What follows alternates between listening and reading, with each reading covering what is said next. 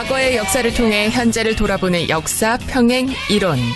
날카로운 역사 인식으로 우리 사회를 분석하는 기자. 한국일보 김광원 기자 연결합니다. 안녕하세요. 안녕하십니까. 네. 지난 4월 초에 일본의 한 순환기 내과 전문의가 집중 치료 양보 카드를 보급했습니다. 이 카드 안에 젊은 사람에게 고급 치료를 양보한다는 내용이 담겨 있었더라고요. 예. 그 영국과 이탈리아에서도 뭐 노인이나 기저질환을 가진, 그러니까 가능성이 적은 환자보다는 건강한 환자를 우선하라 이런 지침이 있었지만, 네. 일본의 경우는 뭐 눈앞에 닥친 현실도 아닌 시기에 구체적으로 상황을 진행시켰죠. 네. 무엇보다 노인들이 양복카드에 직접 사인을 하도록 한 게 저는 마음이 걸립니다. 그러니까요. 그 카드 내용이 가능성이 적은 환자보다는 건강한 환자를 우선시하라라는 지침이고, 집중치료 양보하겠다라는 것에 자기 이름을 펜으로 사인을 한다. 뭔가 잔인한 느낌이 들어요. 저는 이게 비약일지는 모르겠는데요. 할복이라는 단어까지 연상했거든요. 네. 이 할복은 피해자가 자발적으로 하는 행위죠. 네. 물론 배경에는 문화적, 위계적 압박이 있습니다. 무사들의 역사에서는 아주 진짜 쓰잘데없는 이유로 할복하는 사건들이 미담처럼 전해 내려오거든요. 네. 그래서 정말 이상하게 짝이 없는 자발성이다 이런 생각이 듭니다. 그러니까 뭔가 압박이 있었을 것 같기도 하고요. 그렇죠. 네. 앞서 지적했듯이 4월 초면은 이탈리아와 영국 같은 경우는 실제로 힘든 시기였어요. 근데 예. 일본은 그저 의료 붕괴에 대한 우려 정도만 나오고 있던 시점이었는데, 일본은 참 재난금이나 마스크 등 다른 부분에서는 다 늦었거든요. 근데 이 대목만큼은 지나치게 빠르게 대응했다는 생각이 들어요. 예. 그 일본인의 특징을 드러낸다고 생각합니다.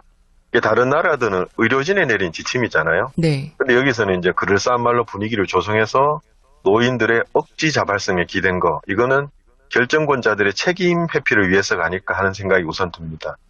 그리고 또 하나 카스트라는 단어로 떠오르거든요. 네.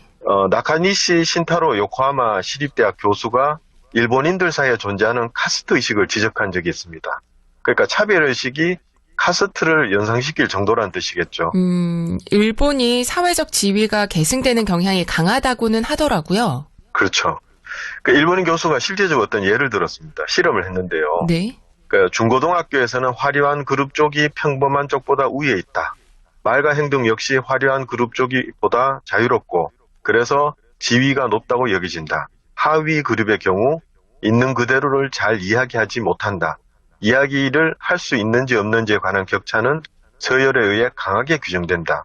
네. 이게 사무라이 문화죠. 네. 서열에 따라 발언권이 주어집니다. 반면에 우리 만인소에서 봤듯이 조선은 처야의 선비도 상소를 올리도록 허락이 됐습니다.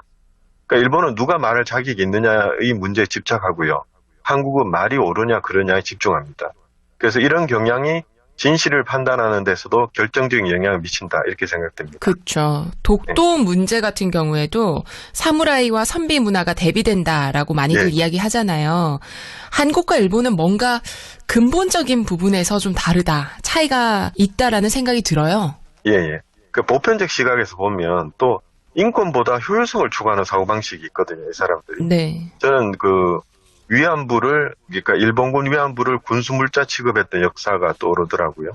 아무튼 양복 카드와 관련해서 한 노인이 강력하게 반발했습니다. 네. 내용이 흥미롭습니다. 근거가요. 네. 88세 희극 배우 오무라 곤씨인데요. 이분이 나는 102살까지 현역으로 활동할 거니 내가 코로나에 걸리면 집중치료기를 장착하고 싶다. 이렇게 이야기를 했습니다. 당연한 거잖아요, 사실. 이런 네. 마음이 사람으로서. 그런데 그렇죠. 내가 쓸모 있는 존재다, 이렇게 피력하면서 살려달라라고 이야기하는 게 저는 좀 씁쓸하게 들려요. 그렇죠. 쓸모가 없어지면 어떻게 할까요? 그러니까요. 버립니다. 예. 오무라곤 씨는 카드를 통해 노인 버리기 풍조가 진행돼 버릴까 생각하니 무섭다 했는데요. 일본의 노인 버리기 풍습을 소재로 만든 영화가 있죠. 나라야마 부시코입니다. 참고로 우리나라의 고려장 얘기는 고려장은 허구거든요. 허구다. 네. 예. 카스트라는 용어까지 동원되는 사람에 대한 차별이 극적으로 나타난 사건이 있습니다. 1945년 8월에 벌어졌습니다. 일본이 패망하고 미군이 열도로 들어왔죠.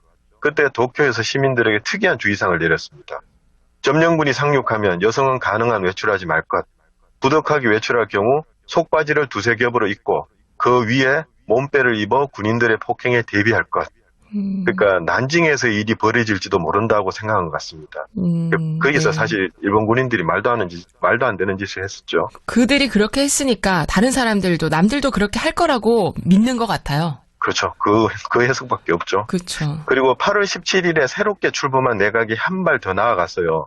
특수 위안 시설을 추진합니다. 쉽게 말하면 유흥과 성매매가 가능한 군인 전용 시설입니다. 도쿄 경지청에서 설립 취지문을 발표했거든요. 네. 내용을 요약하면 첫째, 1억의 수녀를 보호하는 것이 목적이다. 두 번째는 당국의 명령으로 한다. 세 번째, 양국 국민의 의사소통을 도모하고 동시에 국민 외교의 원만한 발전에 기여하고 함께 평화 세계 건설에 일조하려는 것이 본협회의 본이다. 이렇게 발표를 했습니다. 당국의 명령을 받았다는 것, 국가가 개입했다는 것이고 또 1억 수녀를 보호한다는 말에서도 카스트 분위기가 물씬 풍기고요. 그 유흥시설이 국민의 의사소통을 도모하고 외교 발전에 평화 세계 건설에도 일조한다. 이 말은 도무지 이해가 안 가는데요.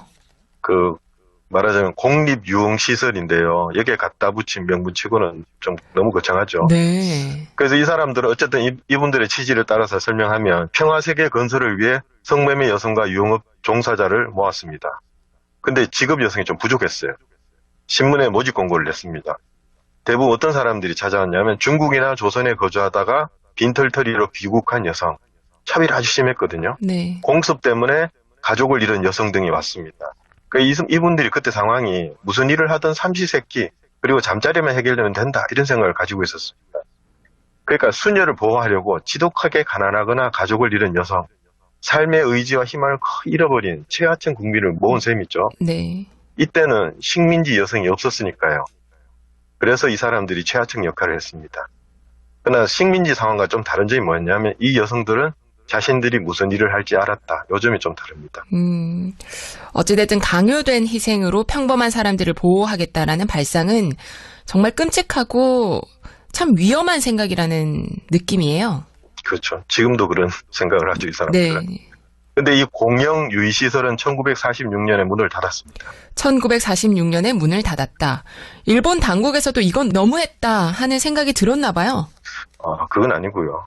미국 여성들이 기사를 통해 이걸 알고 나서 강력하게 항의를 했습니다. 미국 아줌마들이 세잖아요. 그래서 결국 군대가 항복했습니다. 미군 출입 금지 명령이 떨어졌습니다. 태평양 건너의 목소리가 작용을 한 거네요. 예. 우리도 우리 스스로 일본에 항의하는 것과 함께 미국 등 전 세계에 나가서 좀 알리는 것도 중요하다는 생각이 들어요. 그죠? 그렇죠. 결국에는 이용수 할머니도 세계 사람들의 힘을 모아야 된다라고 말씀하셨잖아요. 예. 충분히 공감이 갑니다. 오늘 말씀은 여기까지 들을게요. 고맙습니다. 예, 감사합니다. 지금까지 한국일보 김광원 기자였습니다.